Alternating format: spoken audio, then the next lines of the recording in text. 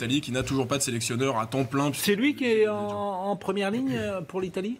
Bah, l'Italie pense naturellement Antonio Conte. Il Ouais. a déjà occupé ce poste de sélectionneur pendant 2 ans, ça s'est très bien passé. Et Luigi Di Biagio, qui est actuellement le sélectionneur intérimaire de la nationale. Bon, Conte, en quelques mots. Bah, on l'a dit, il est en difficulté à Chelsea. Déjà, c'est ça qui est important. Les Blues sont 5e de Première Ligue à 5 points de Tottenham, proche d'une éventuelle donc non-qualification en Ligue des Champions, avec les conséquences qui vont avec. Donc c'est assez rare pour un champion d'Angleterre en titre. La perte de Diego Stal a eu beaucoup d'impact et le discours de Conte, il passe de moins en moins bien, notamment avec les cadres, notamment avec Eden Hazard. Et c'est peut-être ça finalement l'incompatibilité de Conte avec le Paris Saint-Germain. C'est-à-dire Conte, il a une grinta, il a une vision, mais c'est pas l'ami des stars. Conte, il sait moyennement ménager les égos, et on sait qu'à Paris, les égos prennent une place vraiment importante. Mais il n'a surtout jamais gagné une Ligue des Champions. Bah, jeune entraîneur, oui. Il n'a jamais dépassé les quarts de finale Oui. des champions. C'est un jeune entraîneur, Conte. Il a un palmarès vraiment conséquent pour un jeune entraîneur. C'est quoi sa spécificité en termes de football ? Commando, défense à 3 et des joueurs très importants sur les côtés. On le voit avec Chelsea, avec Alonso et Moses. On leur demande beaucoup de travail à ces joueurs-là. Donc je suis curieux de voir ça à Paris avec Dani Alves et Kurzawa. Mais c'est Non, mais ils surtout, seront plus là peut-être. Peut-être. c'est surtout la mentalité qui sera en question. Et là, on est quand même sur le nœud du problème en ce qui concerne le PSG et ce qu'on a pu voir notamment mardi, et ce qui va certainement s'égrener petit à petit d'ici la fin de la saison.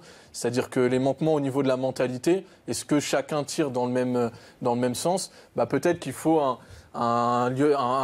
tu faisais le parallèle, c'était le sergent dans Full Metal Jacket pendant la Coupe du Monde à l'Italie. Bah, est-ce que c'est ça qu'il faut ? Est-ce qu'il faut une poigne ? Il faut une paix, quelque chose de plus intermédiaire ? Là, il y a peut-être une amplitude un peu trop grande entre... Il faut quand même rappeler également que David la Ayello. défaite de l'élimination, elle est également quand même beaucoup tactique. On l'a beaucoup dit. Zidane a marché sur Emery d'un point de vue tactique, aussi bien à l'aller qu'au retour. Le Paris Saint-Germain était ultra prévisible au retour. Pascal, le Paris Saint-Germain était ultra lisible. On savait qu'ils allaient jouer en 4-3-3, parce que de toute façon, il n'y a jamais eu de plan B de la part de Unai Emery. Et on savait qu'ils allaient jouer en J'ai lu ce position... matin, comme vous, que Thiago Silva avait hurlé dans le vestiaire parce qu'il réclamait une absence de combativité. Oui, J'ai mais- envie de dire qu'avant le problème tactique, c'est l'état Non, mais je d'esprit suis des pas d'accord. Parisiens. C'est les deux. À l'aller, on l'a dit. À l'aller, il y a un changement. Mais à tactique. l'aller, on peut être d'accord. Mais sur le match profil d'avant-hier, tactique, le profil tactique de l'entraîneur, il sera quand même très important également. sur le match d'avant-hier, Non, mais il sera plus important, le profil tactique de l'entraîneur. Conte, vous validez ou pas ? Pour moi, c'est beaucoup trop dangereux. D'accord. Florian Anselme. Non, je valide pas du tout. D'accord. Bernard Morlino qui Il ne faut sait pas attendre parce que là exprimer. c'est trop tôt. Là il va y avoir plein de noms qui vont sortir du chapeau, etc. Maintenant ce qu'il fallait faire c'est un peu anticiper. Ça fait 2 ans que je le dis quand même. Cet entraîneur qui était en poste, mais je veux dire, Il est plus là, sinon donc, c'est énorme, mais c'est trop facile à dire. Maintenant ça va être un peu la trilogie. Au début on lèche, après on lâche et maintenant on Et donc, lâche. le problème, c'est moi, je ne l'entraîneur. vais pas partir à ça. J'ai constaté il y a Oui, 2 on l'a ans jamais lâché. que ce joueur, que cet entraîneur il gagnait pas à l'extérieur, qu'il pleurait. Je veux dire, quand il y a eu le classico là-bas, quand on a le 6-1, le massacre à la tronçonneuse, c'est quand même un entraîneur qui était cloué sur le banc et qui priait. Il priait, le mec à 5 ans, il priait. C'est ça un entraîneur. On le voit sur son visage, il est stressé. Il communique des mauvaises ondes. En plus, il est néfaste avec les joueurs. Souvenez-vous, il enlève son capitaine quand même un match aussi important. Non, mais ça fait rien. Tout ça, ça fait une entité. Il est plus là, Il méritait pas le PSG. encore plus là. Maintenant, il faut pas se plaindre de ce qui est arrivé. C'était Mais on c'était Bernard, terrible. buvez un coup.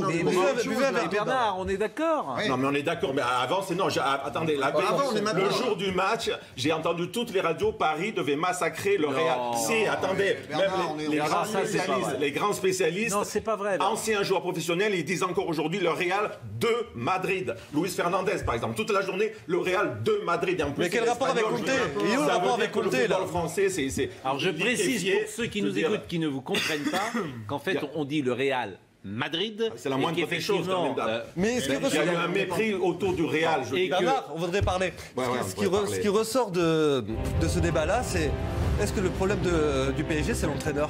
Je pose juste la 100%, question. oui. Ah, 100%. Ouais, Pas non, que, là, pas là, que. je suis pas d'accord. Oui, sinon, Ok, ça c'est ok, c'est l'entraîneur. prendre un mec dans la rue, le mettre. Donc avant, avec Laurent Blanc, ça se Il a passait super raison. bien. C'était génial. Avec Laurent Blanc, Non mais moi ça va. On va pas faire une émission comme ça. Vous allez pas hurler chacun de votre côté. Notez. Pour moi, il a raison. C'est-à-dire qu'au-delà du On l'a visage. même pas entendu. Le problème du PSG, Chacun c'est pas parle l'entraîneur. sur- Je suis d'accord. Au-delà du visage qui va s'asseoir sur le banc du Paris Saint-Germain la saison prochaine, ce qui est à remettre en question, c'est l'institution PSG, toute la chaîne de commandement. Vous prenez Conte, vous prenez Mancini, vous prenez Villas-Boas, vous voulez qui vous voulez. S'il n'a pas la pleine possession du sportif, s'il n'a pas les mains libres sur le recrutement, ça ne marchera pas. S'il n'a pas une emprise sur les joueurs, ça ne marchera pas. Si Neymar est au-dessus de ça l'institution se dé- PSG et au-dessus du coach, ça ne marchera pas. Alors, quel coach pour remplacer? Que voulez-vous dire, Florian? Je veux répondre à votre question et rebondir sur ce que dit Félix. Quel coach pour remplacer? Pour moi, celui qui est le mieux placé à tout point de vue, c'est Ancelotti. Exactement. Pour une raison très simple, enfin pour plusieurs raisons. La première, c'est qu'il connaît la maison. Il a entraîné au début de l'ère Qatari. Il était le premier à ramener le titre de champion au Parc des Princes.